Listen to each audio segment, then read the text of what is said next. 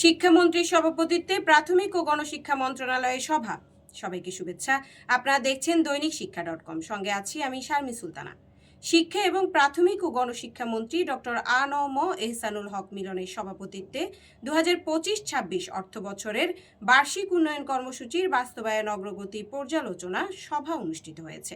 বুধবার সচিবালয়ে প্রাথমিক ও গণশিক্ষা মন্ত্রণালয়ের সভাকক্ষে এটি অনুষ্ঠিত হয়।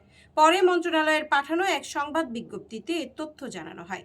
সভায় গত 27 জানুয়ারির অনুষ্ঠিত এডিপি সভার কার্যবিবরণী, দীর্ঘীকরণ এবং বর্তমানে চলমান প্রকল্পগুলোর বাস্তবায়ন অগ্রগতি পর্যালোচনা করা হয়। মন্ত্রী প্রকল্পগুলোর বাস্তবায়নে সর্বোচ্চ স্বচ্ছতা, জবাবদিহিতা ও কার্যকর মনিটরিং নিশ্চিত করার উপর গুরুত্ব আরোপ করেন।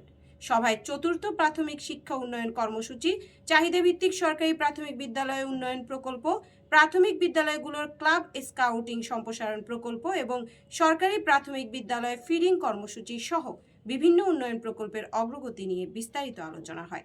এই সময় শিক্ষা মন্ত্রণালয়ের প্রতিমন্ত্রী ববি হাজ্জাজ উপস্থিত ছিলেন। সভায় প্রাথমিক ও গণশিক্ষা মন্ত্রণালয়ের সচিব আবু তাহের মোহাম্মদ মাসুদ রানা সহ প্রকল্প সংশ্লিষ্ট বিভিন্ন মন্ত্রণালয় ও দপ্তরের প্রতিনিধিরা উপস্থিত ছিলেন।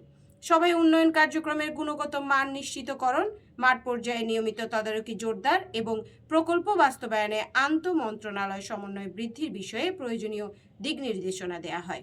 ধন্যবাদ সবাইকে।